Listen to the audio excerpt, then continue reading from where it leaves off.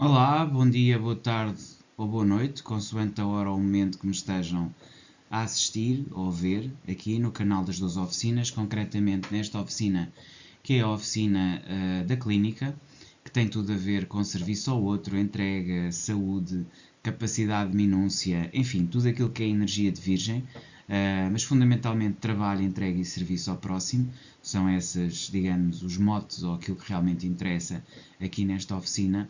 E hoje vamos falar aqui daquilo que é o alimento externo. Alguém que produz, que trabalha, que se entrega, que presta serviço desabrido ao outro, está sempre numa ótica de se alimentar do exterior, daquilo que vem de fora. Nas últimas lições já tínhamos falado aqui de bloquear a roda de hamster, ou seja, aquele movimento de estar em trabalho contínuo e repetitivo sem que daí se tire verdadeiro proveito, mais ao serviço do abstrato do que do concreto, porque este serviço é um serviço para os outros, sem dúvida alguma, mas é também um serviço para nós no sentido de aprendizado, de crescimento, de conhecimento, de ir mais longe, de descobrir novos caminhos, novas vias. E, portanto, deve ser um trabalho de descoberta de nós mesmos, das nossas capacidades, do nosso potencial, daquilo que conseguimos fazer e que sabemos fazer, paralelamente a também ser um serviço ao outro, uma entrega ao outro, algo que nós presenteamos o outro com. Portanto, há aqui esta dupla dimensão. Há uma dimensão sempre de serviço, de entrega ao outro, de produzir para os outros, de termos esse sentir que temos que fazer e superarmos constantemente nessa entrega. Isso coincide com a roda de hamster, mas depois também temos que saber parar, analisarmos, estruturarmos, sermos, digamos, mais verdadeiros connosco e com aquilo que estamos a fazer, e isso é sair da roda de hamster, não é? Portanto, a partilha e a escuta ativa são um modo de cortar com a produção e de nos recentrar através daquilo que os outros trazem, e aquilo que os outros trazem, ou aquilo que o ambiente, que a sociedade traz, é o alimento externo. Portanto, escuta ativa e partilha são os meios que temos de quebrar ciclos de autoexaustão que também não são queridos. Então, como no fundo otimizar o que vem de fora, as influências e aquilo com que trabalhamos para depois servir, o chamado alimento externo. Então, tudo o que absorvemos, seja físico, seja emocional, seja intelectual, seja energético, constitui este conceito do alimento externo. Portanto, é isto que é o alimento externo. Portanto, seja de natureza física, seja de natureza emocional, portanto, uma agressão, algo físico, algo que nos acontece, uma dor física, uma dor emocional, seja intelectual, alguma dificuldade mental, seja um processo energético, não nos conseguirmos libertar de um estado de depressão ou de um estado de limitação objetivo.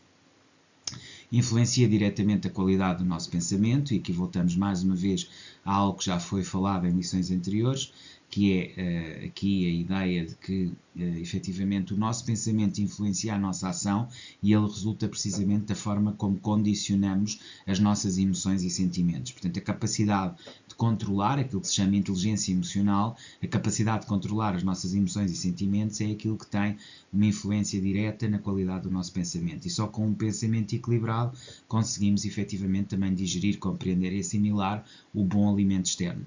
E gestão equilibrada desse mesmo alimento externo, para também haver uma produção equilibrada, ou seja, manter tudo aqui em equilíbrio. Portanto, cuidado com alimentos mortos, excessos de teorias, isolamento, ou seja, tudo aquilo que nós falámos de ir para o ermite interior. Portanto, o processo de ermitão interior, ou de ir para o ermita interior, mata o alimento externo, cria uma situação de alimento sobre alimento, e estamos a fazer, no fundo, aqui um bocadinho como os zombies, não é? Estamos a alimentar-nos de forma necrófaga, ou então como os vampiros, a consumir o sangue dos mortos. Quer dizer, é preciso cuidado, é preciso perceber que há limites para aquilo que é o que podemos usar como combustível para o nosso serviço ou entrega. E esse limite é precisamente o alimento morto. Portanto, já percebemos o que é alimento externo, o que é que será uma ingestão equilibrada e produção equilibrada, e portanto é isso que devemos perceber aqui acerca do alimento externo. Entretanto, sair da roda de hamster. E como é que se faz este processo de sair das rodas ou dos movimentos circulares? Trabalhar em rede, permitir a partilha e a co-construção, ou seja, quando fazemos alguma coisa ou pensamos alguma coisa, não temos que o fazer apenas individualmente, podemos-lo fazer em partilha com o outro. Eu já tinha falado aqui da questão da alegria, de abrir. É preciso também saber dizer não cair nos paradoxos da Avilene, que já aqui falámos, ou seja, ir atrás dos outros e não ter pensamento crítico, ou seja, ser crítico. Não é isso que estamos aqui a falar, é trabalhar em rede, mas mantendo o nosso estatuto, a nossa posição, aquilo que é o nosso caráter, e permitir-nos dizer não quando é não. E, portanto, expor dúvidas e projetos aos outros, que amplia a nossa visão, dar um feedback, que é um combustível criativo e ajustador, pronto, e gerar, pode gerar ego e ilusão de perfeição. Portanto, independentemente disso, estamos aqui perante estas situações, trabalhar através de uma forma em que permitamos a co-construção, expor as dúvidas e projetos aos outros para ampliar a visão, o feedback positivo como combustível criativo e ajustador, e, portanto, a conclusão é: estar só pode gerar ego e ilusão de perfeição e não essência e criatividade verdadeira e entrega ao outro. Portanto, sair da roda de Amster implica trabalhar estas 4 ou quádrupla dimensão da realidade. Da essência ao serviço, trabalhar para os outros exige escuta e presença. Voltamos à questão da escuta e da presença. Não basta a velocidade, é preciso a qualidade e a conexão. Portanto, este aspecto também é muito importante. A essência revela-se ou se revela no serviço e na utilidade ao outro. Portanto, evite perfeccionismo isolado, compartilhe aquilo que faz. Isto é importante porque quando nós procuramos uma medida de perfeição e quando pretendemos atingir um modelo, algo que nós consideramos que tem que ser perfeito e por isso não nos apresentamos, escondemos, entre aspas, dos olhos do mundo aquilo que estamos a fazer, estamos a ser excessivamente perfeccionistas. E isto faz com que, muitas vezes, algo que está a ter um caminho errado, continue e permaneça nesse caminho. Se ouvirmos o feedback, teremos a oportunidade, conscienciosamente, também sabemos dizer não. Também pode aquilo que nos é dado como conselho estar totalmente errado e nós sabermos filtrar. Voltamos à questão dos filtros. Mas de acordo com a nossa própria sensibilidade treinada, e esta própria sensibilidade treinada também pelo contacto com os outros aperfeiçoa-se e treina-se, nós também no contacto com os outros adquirimos os padrões, percebemos os padrões sociais do que é aceitável e do que não é aceitável. Então, não é ser o tal ermitão fechado, devemos evitar isso, evitar o tal perfeccionismo isolado, e isso só se consegue através do compartilhamento. É no fundo isto que é a essência do serviço ou ao serviço. E é isso que vai permitir trabalhar para os outros através de uma postura de escuta e presença que nos vai fazer moderar a velocidade de execução, centrar na qualidade e na conexão e revelar efetivamente utilidade no serviço ao outro. Portanto, essa essência de utilidade e de serviço é aquilo que melhor identifica aqui a energia desta oficina e a forma como devemos trabalhar.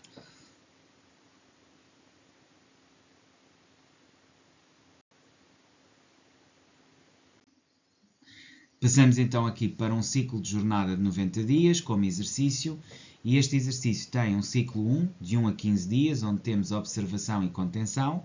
Depois temos do dia 16 ao dia 30 um outro ciclo onde vamos nos focar no alimento vivo, conversas significativas que nos façam sentido, isto sempre acompanhado de um diário onde vão escrevendo as observações.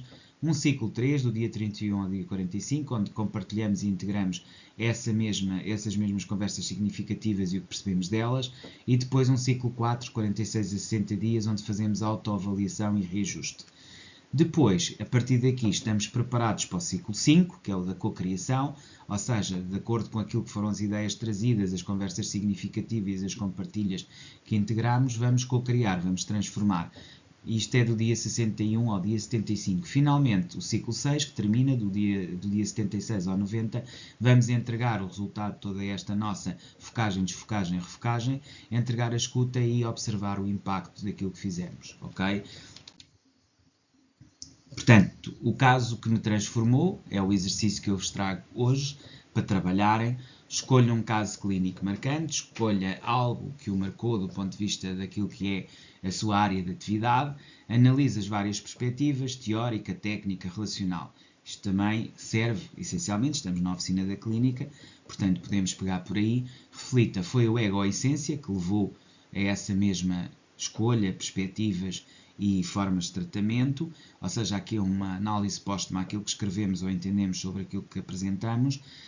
O que poderia ter sido diferente, depois da perspectiva de perceber se resolvemos ou fizemos alguma coisa a partir do ego ou da essência, perceber essencialmente se podíamos ter feito de outra maneira e o que é que poderíamos ter feito diferente. Ou seja, como poderíamos ter aperfeiçoado aquela intervenção naquele caso clínico marcante das perspectivas teórica, técnica e relacional.